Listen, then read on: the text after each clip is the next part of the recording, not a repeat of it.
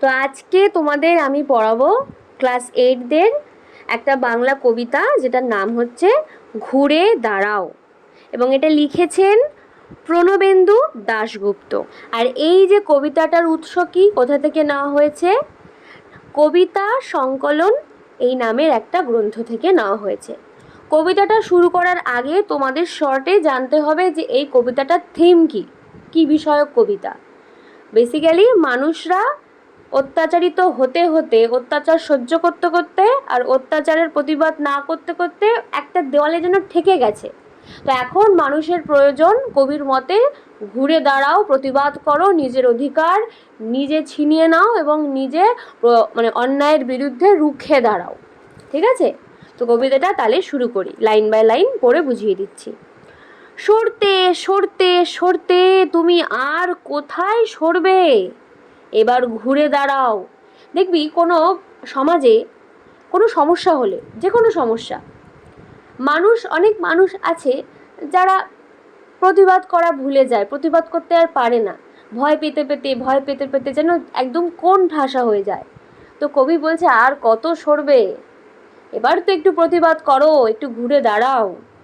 ছোট্ট একটা টুক করে বাইরেটা পাল্টে দাও, মানে একটু জাদু করে, একটু কিছু করে তুমি বাইরের জগৎটাকে তোমার এই প্রতিবাদের সুরে পাল্টে দাও।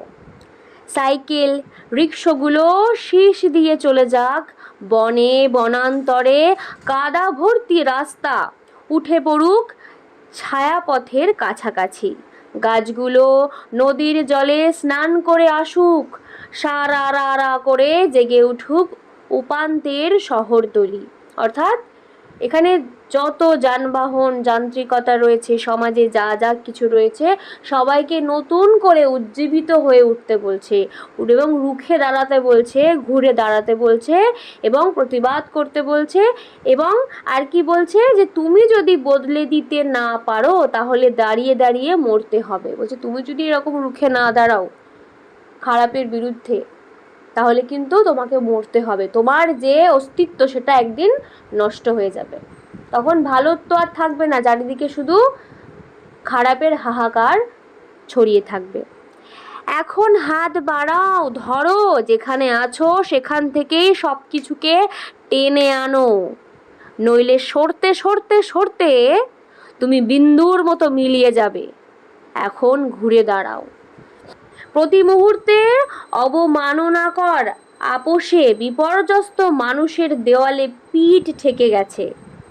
এবার অন্তরের শক্তি দিয়ে বাইরের জগৎটাকে আমাদের বদলে ফেলতে হবে এবং সেই বদলানোর জন্যই আমাদেরকে ঘুরে দাঁড়াতে হবে। অন্যায় অত্যাচারের বিরুদ্ধে সোচ্চার হতে হবে, চুপ করে থাকলে হবে না। ওই যে অন্যায় যে সহে বলে না, অন্যায় যে দেখে আর সহে, তার মতো দুজনেই, যে অন্যায় করছে আর যে অন্যায় সইছে, দুজনেই কিন্তু সমান পাপী। তো তোমাদেরকে রুখে দাঁড়াতে হবে অন্তরের ইচ্ছা শক্তির সাহায্যে। এই গতানুগতিকতার যে বাইরে এসে সব হওয়ার আগেই নতুনভাবে শুরু করতে হবে। মানে এতদিন যে চলে আসছে, সবাই চুপ করে আছে, সব কিছু মেনে নিচ্ছে, এই যে গতানুগতিক একটা ধারা চলছে, এর বাইরে তোমায় বেরিয়ে আসতে হবে। কিছু অঘটন ঘটে যাওয়ার আগেই তোমায় নতুন করে রুখে দাঁড়াতে হবে। কবি তাই ঘুরে দাঁড়াও কবিতায় মানুষকে এই ঘুরে দাঁড়ানোর আহ্বানই কিন্তু জানিয়েছেন। এই আহ্বান একটা সাহসী আহ্বান, ঠিক আছে? এবং কবি বলছে যে ঘুরে দাঁড়িয়ে এই সমাজকে তোমরা চেঞ্জ করে দাও। তো বোঝা গেল ঘুরে দাঁড়ানো কবিতাটার বিষয়বস্তু, যে আমাদেরকে সমাজের যে গতানুগতিক যে একটা মুখ ঘুরিয়ে থাকা যে অভ্যাস, যে কোনো কিছু হলে আমাদের সাথে তো হয়নি, আমরা কেন প্রতিবাদ করতে যাব, ও তো ওদের বাড়ি হয়েছে, এই যে চিন্তাটা, এটা পাল্টাতে বলছে। ঘুরে দাঁড়াও, এখনো সময় আছে, তোমার যেতটুকু ক্ষমতা আছে মনের বল বাড়িয়ে রুখে দাঁড়াও এবং এই সমাজটাকে চেঞ্জ করতে সাহায্য করো। এই ছিল আজকের কবিতাটার সারাংশ। এছাড়াও তোমাদের অষ্টম শ্রেণীর প্রত্যেকটা যে বাংলা আর ইংলিশের যে লেসনগুলো রয়েছে, প্রত্যেকটার ভিডিও কিন্তু অলরেডি আপলোডেড আছে। তোমরা যাও, ডেসক্রিপশন থেকে লিঙ্কগুলো পেয়ে যাবে এবং আলাদা আলাদা করে প্রত্যেকটা প্লে লিস্ট করা আছে, তোমাদের কোনো অসুবিধা হবে না। ভালো লাগলে কমেন্ট করে জানিও, একটা লাইক দিও, আর যারা এখনও সাবস্ক্রাইব করোনি তারা অবশ্যই সাবস্ক্রাইব করো। এছাড়া যদি কেউ আমার কাছে অফলাইন বা অনলাইনে পড়তে চাও তাহলে আমাকে এই নাম্বারে কন্ট্যাক্ট করো 7449814628। ভালো থেকো, সুস্থ থেকো, আবার দেখা হচ্ছে নেক্সট ভিডিওতে।